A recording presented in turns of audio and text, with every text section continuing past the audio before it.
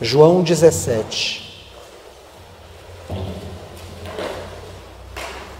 Amém? Todos encontraram? Irmãos, nós temos a felicidade de sermos poucos hoje. Aliás, nós temos tido essa felicidade de um tempo para cá. Temos sido bem poucos.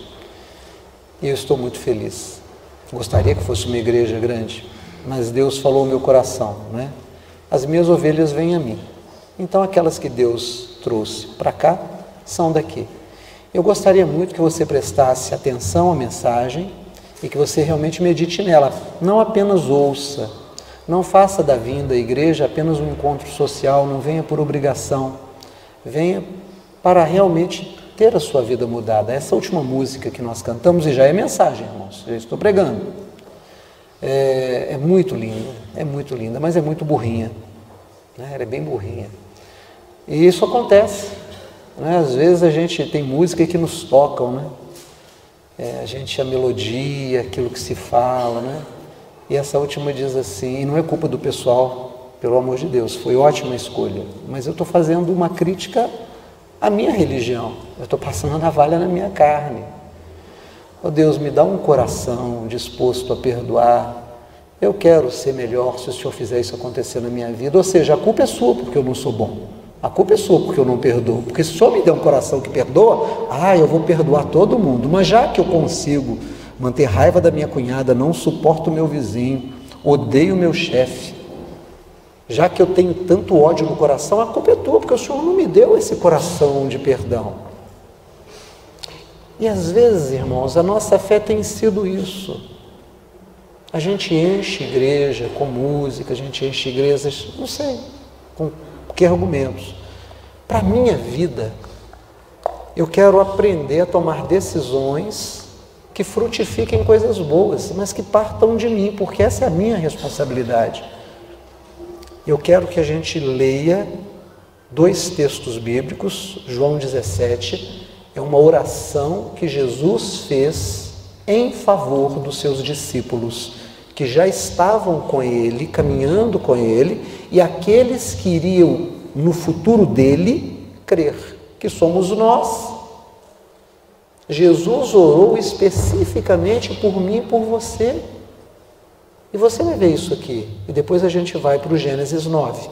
Vamos ver. E quando eu falo que a música é burrinha, é com todo o coração, com o desejo de que a gente apenas pense. A escolha foi boa.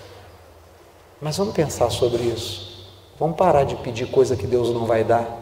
Deus, me dá um coração capaz de perdoar. Deus nunca vai te dar um coração capaz de perdoar. Ele já te deu Jesus. Jesus já morreu pelos seus pecados. Agora é a sua vez de dar um coração de perdão para Deus.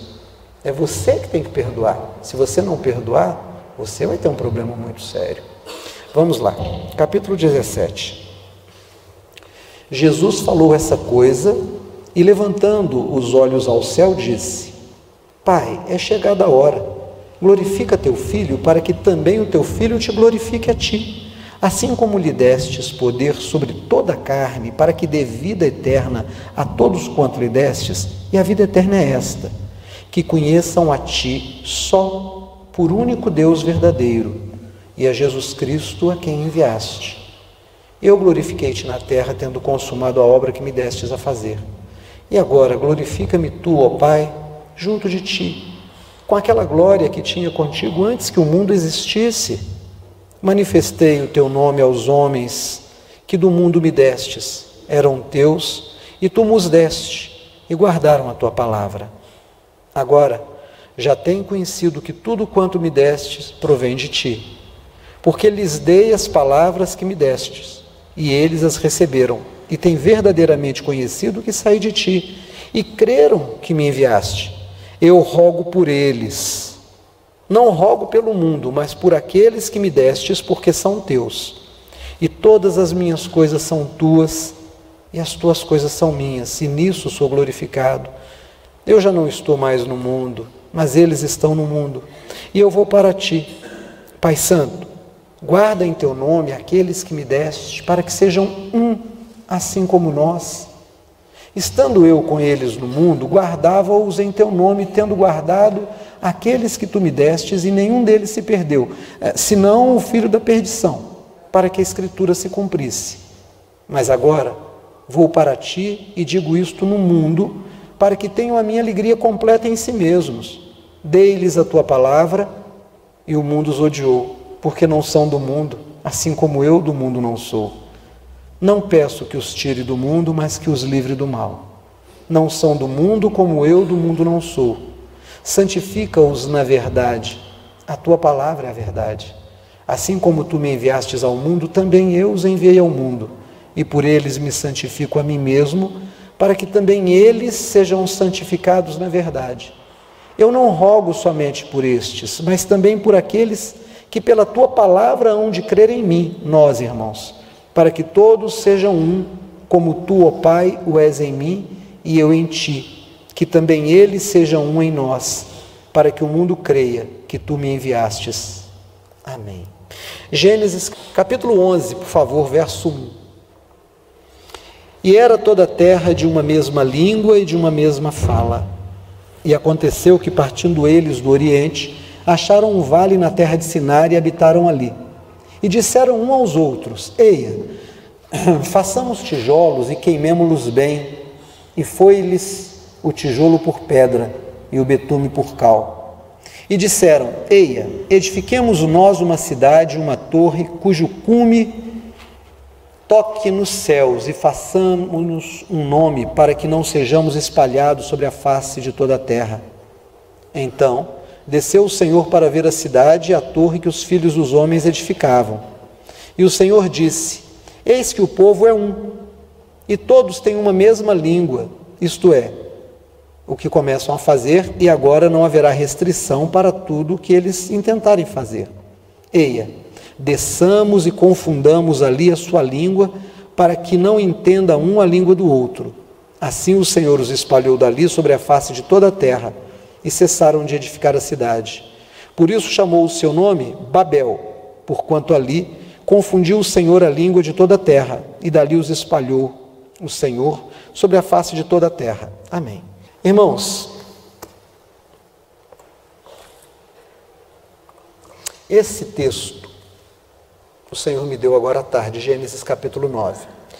Eu tive a oportunidade, no dia de ontem, de viajar com alguns irmãos da igreja, e foi muito gostoso, foram momentos muito especiais. Eu acho que para mim vai ficar como uma lembrança gostosa para o resto da vida.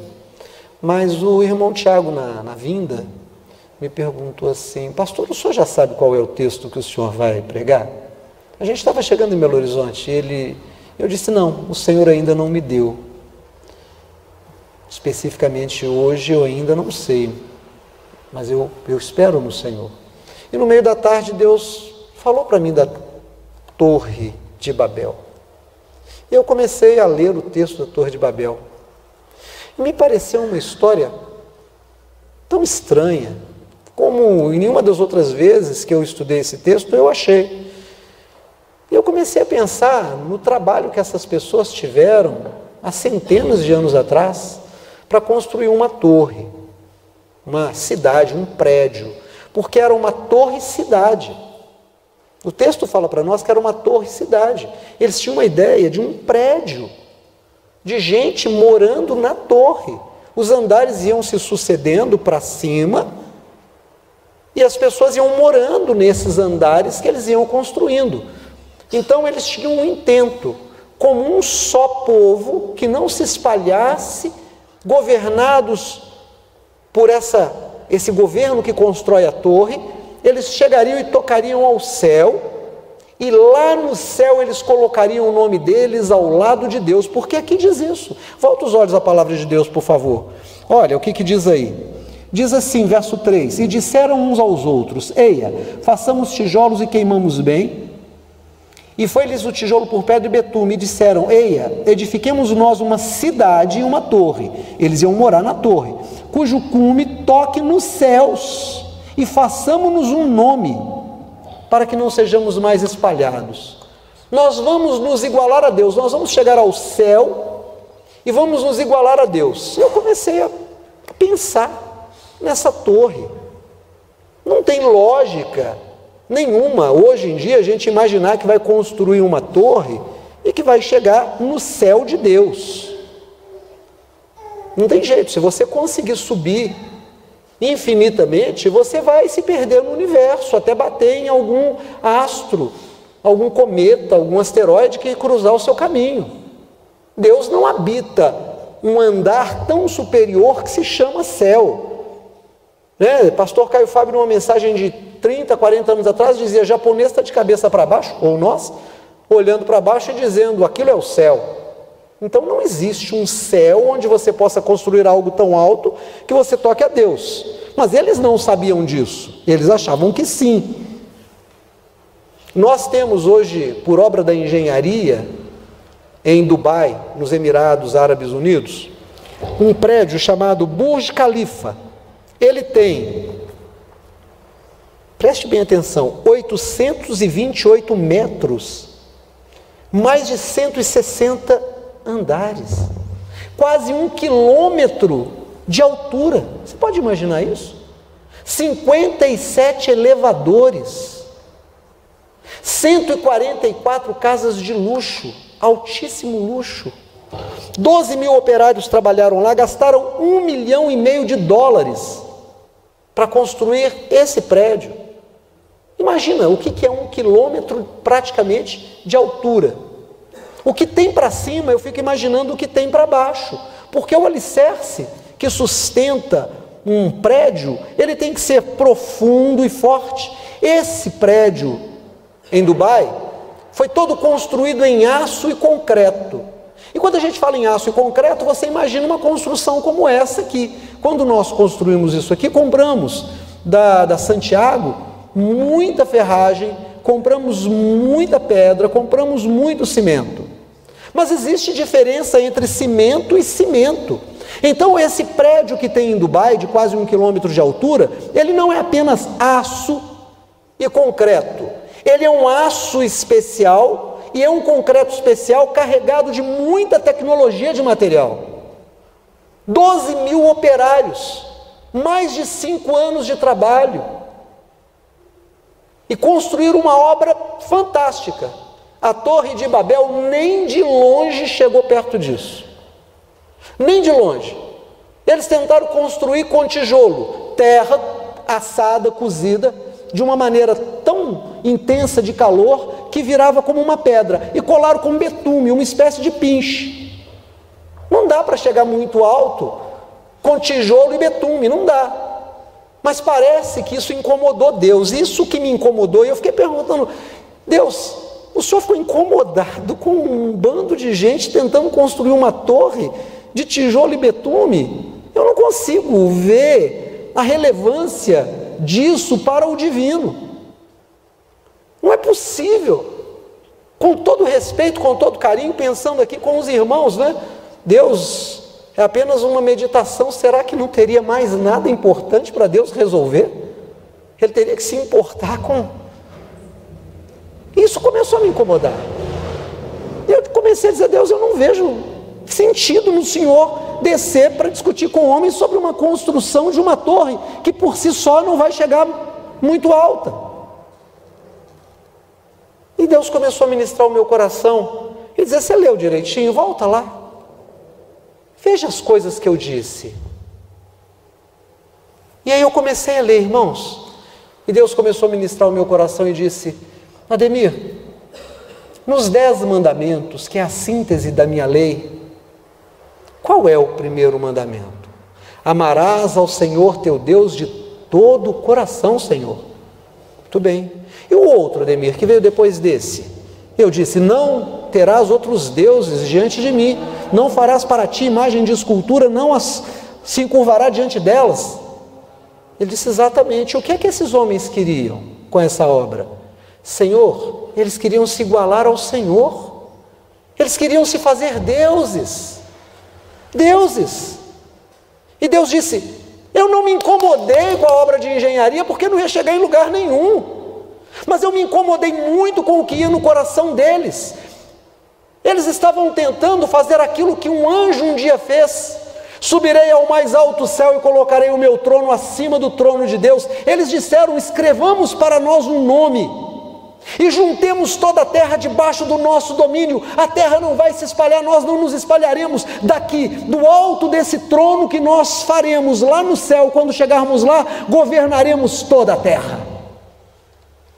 Por isso eu desci, porque o intento do coração era um intento idólatra, era um intento de me tirar da divindade, ainda que eles não pudessem. Não foi para isso que o homem foi criado. O homem foi criado para ser um adorador de Deus, e não para ser como Deus.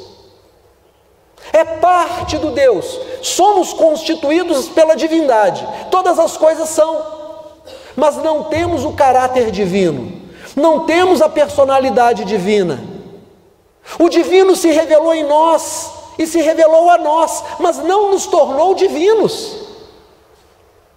E aí eu fiquei pensando naquela piada que se faz no meio jurídico, entre os estudantes de direito, entre os advogados, entre os serventuários da justiça, que é uma piada muito comum entre o pessoal da área de saúde, aqueles que trabalham como serventes, como enfermeiras, que dizem: tem dois tipos de juízes: os que pensam que são deuses e os que têm certeza que são deuses.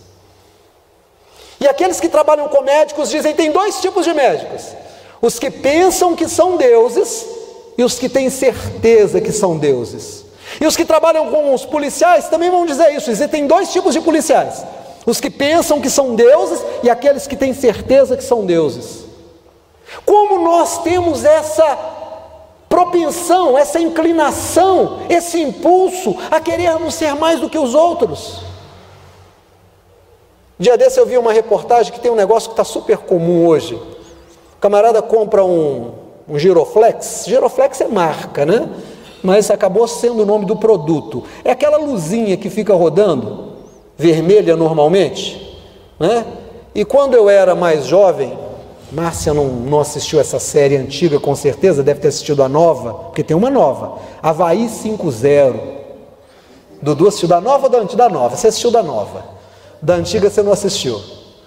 Mas eu ficava encantado, porque eles tinham carros comuns. Os policiais tinham carros comuns, né? Pareciam com carros dos cidadãos comuns. E de repente o rádio chamava e dizia: olha, tem um carro que é assim, assim, assado. E aí aquele policial que estava dirigindo comum, Starsky Hutch também tinha uma série que eles faziam isso. Eles tinham um carro vermelho com uma faixa branca, assim, um tomate, né? Com uma faixa branca, como eles chamavam na série. E aí de repente o cara pegava aquele Rodoflex, Giroflex, né? E punha a mão pelo lado de fora assim, botava aquilo no alto, e aquele negócio começava e ligava a sirene, e aquele troço girando, e todo mundo sabia que era um carro oficial. Deixava de ser um carro comum e se transformava num carro oficial, num trabalho importante. Daí todo mundo sai, está congestionado, todo mundo sai e dá caminho, porque sabe que aquela pessoa está numa missão muito importante.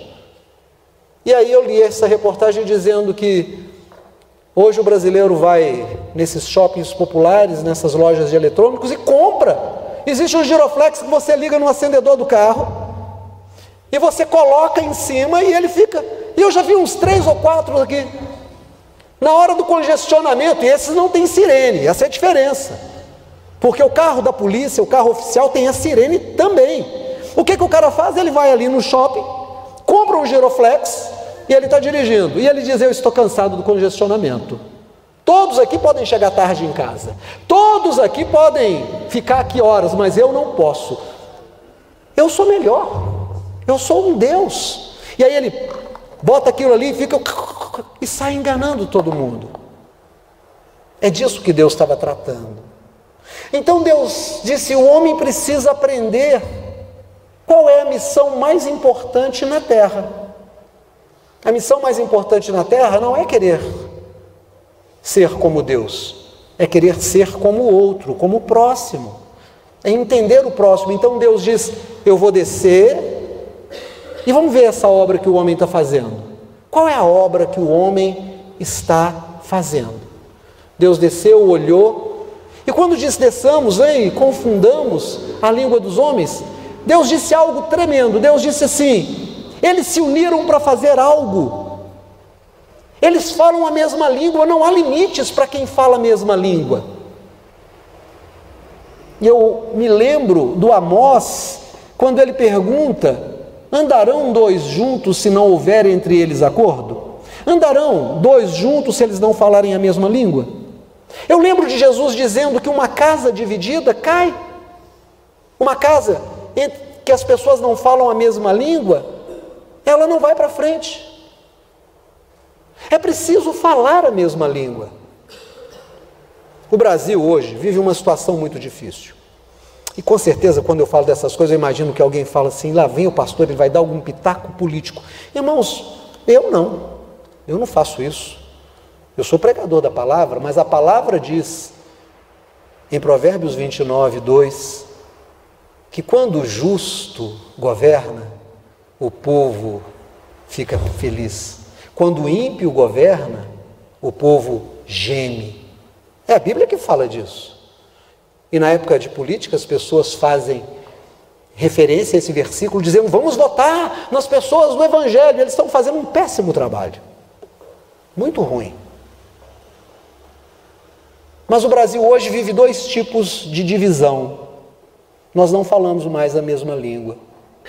De alguma forma, nós nos dividimos entre os que apoiam o governo instituído democraticamente e aqueles que não apoiam. Mas sabe qual foi o saldo dessas eleições? É que a gente ficou com raiva dos que pensam diferente. Você votou nesse cara que está aí, ele não presta, você também não presta. Aí aquela pessoa que votou diz assim: você votou naquele preso lá de Curitiba, aquele bandido, ele é bandido e você também é bandido. Então o país se dividiu. Existe uma rema. A gente sabe quem votou em quem, a gente sabe quem falou em quem, e a gente olha como quem deu uma martelada no dedo. Sabe, você já deu uma martelada no dedo? Você já deu uma boa portada de carro no dedo? Gente, é uma coisa horrorosa. Você bater porta de carro no dedo dói demais. Você errar o prego e bater no dedo. Quando você vai dar uma martelada, está segurando o prego assim, né? E você consegue errar, e você, em vez de bater no prego, bate no dedo. Ou então quando você vai mexer numa panela, né, Márcia, né? Você vai pegar a panela e queima. Aí passa um tempinho, aquela coisa incha, fica dolorida, a carne vai sarando, mas vai doendo. Nós estamos assim. Nós estamos assim com quem votou diferente da gente. Sabe por que o país não vai para frente? Porque você ajudou a eleger ou a não eleger. Nós não estamos falando a mesma língua. Nós não queremos as mesmas coisas. Segunda divisão. O Brasil é um país em que basicamente 5 famílias têm mais de 60% da riqueza que o Brasil produz. 80% da terra agricultável, da terra boa de se plantar, está na mão de 10% dos brasileiros. Nós pagamos a maior taxa de juro do mundo, pagamos para 5 bancos: Banco do Brasil, Caixa Econômica, Itaú, Bradesco e Santander. Eles cobram o que eles querem.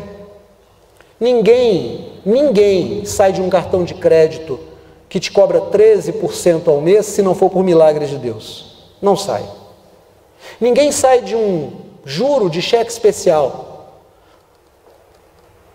Não tem jeito, irmãos. Nós somos um país que tem uma carga tributária das mais elevadas do mundo e não temos nenhum retorno. O governo não cumpre nada que tem que cumprir, e agora aprovou uma reforma da Previdência que vai transformar os mais pobres em miseráveis e os mais ou menos em pobres. Não vai acontecer nos próximos 1, 2, 3 anos, mas espera de 4 anos para frente, espera daqui 10 anos. Nós não falamos a mesma língua. O Brasil está dividido. Aqueles que são mais ricos não olham para os mais pobres como irmãos. Não há nenhuma responsabilidade com o mais pobre, com o carente, com o necessitado. É como se o necessitado ainda estivesse debaixo da escravidão. Os mais pobres ainda são escravos. Então nós temos dois tipos de divisões. O Senhor Jesus disse, quando ele desce aqui em Gênesis, ele diz assim: esse povo unido falando a mesma língua, eles podem fazer tudo. Olha o que está escrito aqui, presta atenção, volta lá o seu texto. Veja por favor, verso 6. Eis que o povo é um e todos têm a mesma língua. Isto é o que começam a fazer, e agora não haverá restrição para tudo que eles intentarem fazer. Quando o povo fala a mesma língua, quando a gente fala a mesma coisa, quando a gente tem o mesmo pensamento, não tem limites. Sabe por que a gente tem casa de miserável? Porque tem um que levanta de manhã e diz assim: tem que lavar as vasilhas da janta de ontem. Aí ele lava. Aí ele diz assim: a minha irmã amanhã vai lavar. E aí amanhã ela sai cedo para trabalhar, esperando que a irmã, que já se beneficiou do trabalho dela ontem, faça hoje. A irmã dela levanta, olha e diz assim: eu vou mexer com isso não. E vai embora. Aí a outra chega e diz: mas eu fiz o serviço ontem, e você? Eu não sou sua empregada. Irmãos, na casa da gente, a gente não é empregado não. Nós somos sócios. Nós temos que ter a mesma visão. O marido e a mulher precisam falar a mesma língua, ter o mesmo objetivo, ter a mesma fé, o mesmo nível de oração, de compromisso com a palavra. Não adianta você ter um marido trabalhador que põe dinheiro dentro de casa com uma mulher gastadora. Não adianta você ter um marido trabalhador ou uma mulher trabalhadora e um marido preguiçoso. É preciso ter unidade. Jesus diz aqui, eu chamo de Jesus porque eu creio que Ele é Deus único e verdadeiro. O Velho Testamento diz Deus, mas para mim Jesus é Deus. Ele diz assim: não tem mais limites. Eles estão falando a mesma coisa, mas eles estão com um projeto errado. O projeto deles não é um projeto de construir coisas na terra, é de se tornarem deuses. Isso não pode acontecer. Então vamos confundir a língua deles, eles vão falar diferente. E aí, nós lemos o texto de João, capítulo 17, em que o Senhor Jesus disse assim: Pai, o Senhor me deu um grupo de pessoas, e eu tomei conta delas. Nenhuma se perdeu, a não ser aquele que já estava pela Escritura predestinado a ser perdido. Senhor, eu já estou voltando para Ti, para ter daquela glória que eu tinha com o Senhor antes de vir para cá. Eu estou partindo do mundo, mas eles vão ficar no mundo. E assim como eu e o Senhor somos um, eu quero que eles também sejam um. Que eles falem a mesma coisa, que eles tenham o mesmo desejo. Irmão, sabe qual é o maior de todos os projetos que o Senhor nos deu? Que nós olhemos para o outro com empatia. Que nós olhemos para o outro pensando no que esse outro pensa, entendendo. Se você pegar um casal que briga, é porque a gente não entende o que o outro diz, e o outro não entende o que a gente diz. Ninguém quer que você seja empregado da casa, mas que você seja solidário no trabalho da casa. Ninguém quer que você não gaste, mas que você gaste com responsabilidade. Ninguém quer que você não saia, que você saia, mas que você volte. Nós precisamos ouvir para entender e não ouvir para responder. O outro mal falou, a gente já dá lata. Comigo é assim: bateu, levou. Eu rodo a baiana. Não, gente, a gente tem que parar com isso. Eu quero ouvir. Sabe o que é que faz mais mal ao coração do homem? Não perdoar. Não perdoar. Por isso é que eu linkei a música. Eu ouvi uma experiência de EQM. Quem sabe o que é EQM? Quem não sabe o que é EQM? Eu já expliquei aqui, eu vou explicar de novo. EQM, experiência e que, de quase, M, de morte. Pessoas que estiveram clinicamente mortas por alguns minutos, por algum tempo, e que retornando falam de experiências que tiveram durante esse período. Existem muitos casos. O apóstolo Paulo, não sei se foi uma EQM, uma visão, um sonho, diz que foi ao terceiro céu e ouviu coisas inefáveis. Essas pessoas vêm assim também. Eu ouvi uma senhora, uma jovem senhora da cidade fantástica de Santa Luzia, aqui perto, que na Avenida Cristiano Machado, voltando para casa, 10 horas da noite, o sinal abre, ela arranca a moto dela e ela sabe que bateu num outro motoqueiro. Ela foi arremessada, e enquanto ela estava voando pelo impacto da batida, a mente dela rapidamente disse: Jesus de Nazaré, me acode.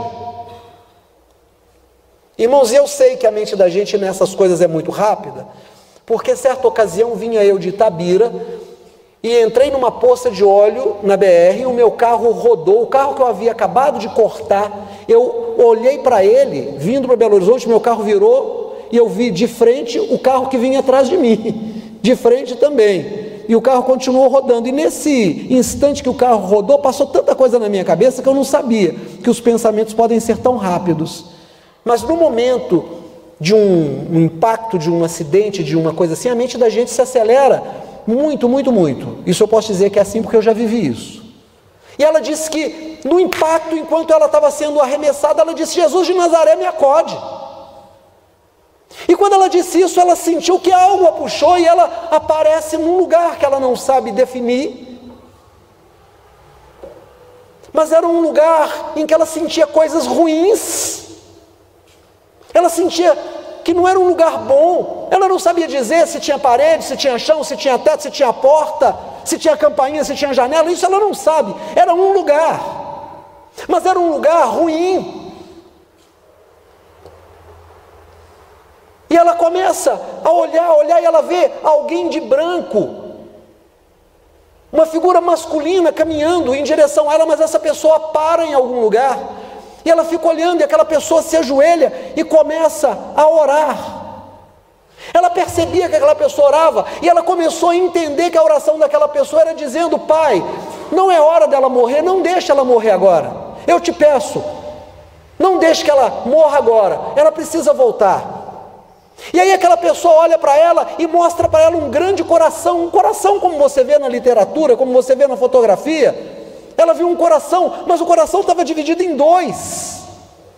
A parte de cima estava seco e trincado, como um chão que não chove há muito tempo e que a terra vai trincando. Era metade, e a metade de baixo era suja, com uma cor de lama.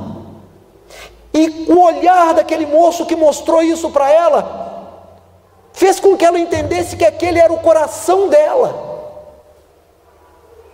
E que aquele coração estava endurecido e sujo, porque ela era uma pessoa que não conseguia perdoar ninguém.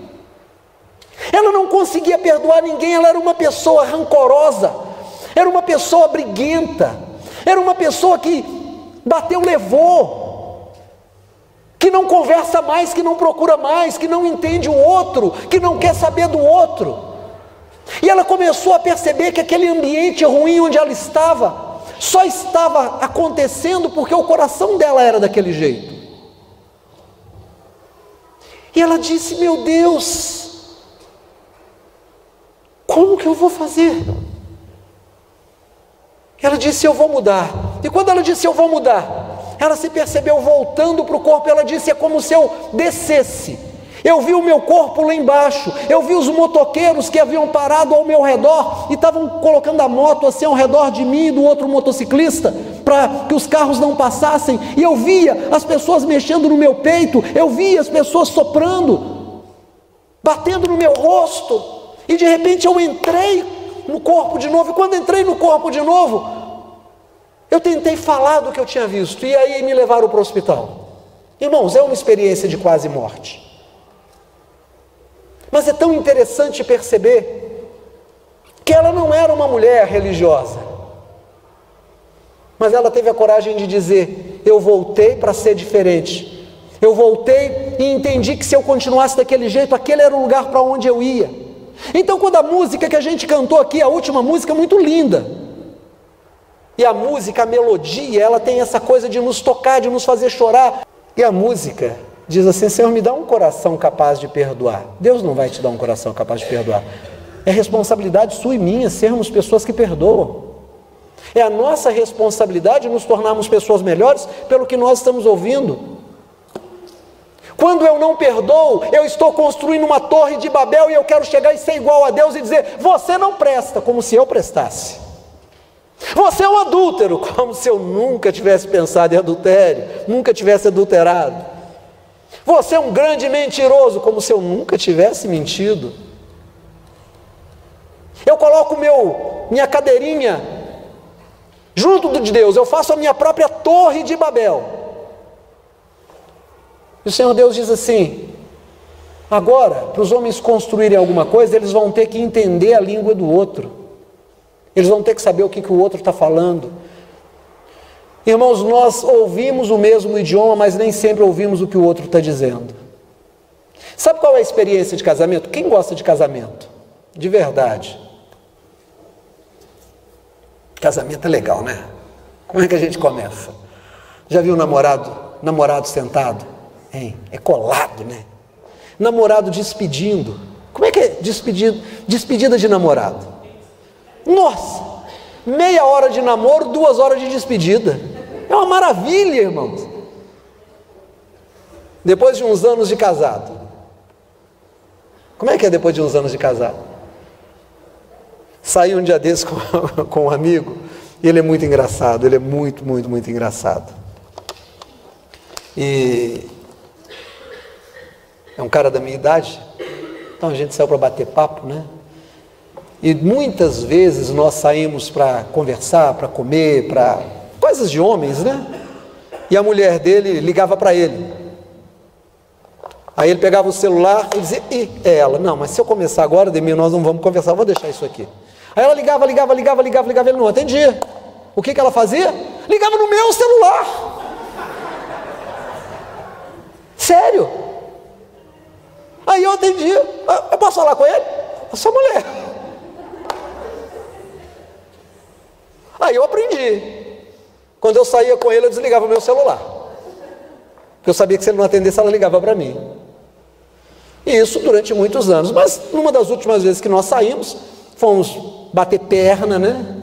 Fomos bater papo e almoçamos juntos, e aí fomos ver umas ruínas, uma construção histórica. E aí eu perguntei: e a fulana, como é que está? Ela continua assim, ainda firme ali, marcação. Ele disse: Ademir, antigamente quando eu ia sair, eu falava assim: fulana, eu estou saindo. Ela dizia: para onde você vai? Você vai demorar? Ah, tá. Leva o celular, viu? Falei: e agora? Agora eu falo para ela assim: eu vou sair. Ela fala assim: leva a blusa. Quer nem saber. Já não liga mais, não quer saber para onde foi. 30 anos de casado, 40 anos de casado, não quer mais saber. Então não tem mais a despedida de 2 horas e 5 minutos de namoro. Às vezes marido e mulher nem conversam. Não conversam. Não batem papo. Não tem mais as mesmas afinidades. Não tem mais os mesmos interesses. Um não sabe do outro. Às vezes dormem em quartos separados, camas separadas. Isso acontece de vez em quando, irmãos. Mas é aquela coisa quando de vez em quando dura 20 anos. Dura 10 anos. Tem um troço esquisito. Esse é o grande problema, é quando a gente não ouve o outro, irmãos. O Brasil está dividido. E muito provavelmente nós vamos colher frutos muito ruins. Porque os mais ricos não se sentem irmãos dos mais pobres.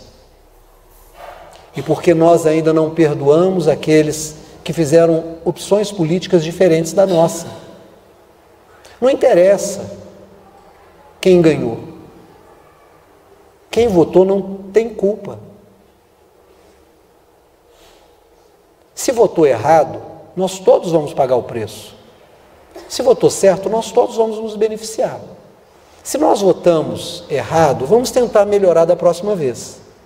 Se votamos certo, quem pensou diferente vai dar o braço a torcer e dizer: é verdade, foi bom.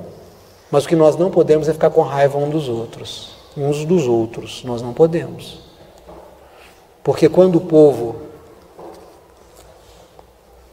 se une em Deus, com esse entendimento, o Senhor Deus disse assim: não há limites para esse povo agora.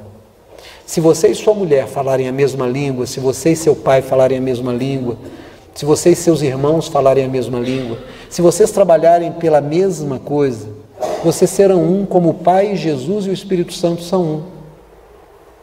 E não haverá limites, vocês vão sair do vermelho, vão pagar as dívidas, vão construir, vocês vão viajar, vocês vão envelhecer juntos, vocês vão criar família juntos. A pessoa com quem você vive não vai esgotar todas as suas fantasias e os seus desejos, não vai, não existe uma pessoa no mundo que faça isso, é impossível. Mas pode ser a melhor pessoa da sua vida. Dê a essa pessoa o espaço da dúvida, dê a essa pessoa o espaço dela ser ela mesma. Seu irmão, de repente está carregando muito peso em casa, divida a carga com ele, faça alguma coisa. Sua mãe, não deixa tudo nas costas da sua mãe. Não deixe só uma pessoa pagar as contas de casa. Não seja uma pessoa que não ligue, que não tenha liga. Tenha liga. No nome de Jesus, tenha liga. Porque se uma casa dividida cai, uma casa unida se levanta. Se um povo se divide e vai à pobreza, o povo que se une vence a pobreza e se torna um povo rico. E o que o Senhor Deus está nos ensinando é que nós temos que começar dizendo: Senhor, eu te dou um coração capaz de perdoar. O meu coração no teu altar é um coração que daqui para frente vai perdoar, porque eu não quero ir para aquele lugar ruim que aquela moça viu. Irmão, se EQM existe ou não existe, eu não sei. Eu sei que o que ela viu, a Bíblia diz que é assim. Jesus disse: se não vos perdoardes uns aos outros, tampouco o vosso Pai Celestial perdoará a vós. Ponto. A bola está no nosso pé. Ele não vai chutar essa bola, somos nós. Amém? Fique de pé em nome do Senhor Jesus.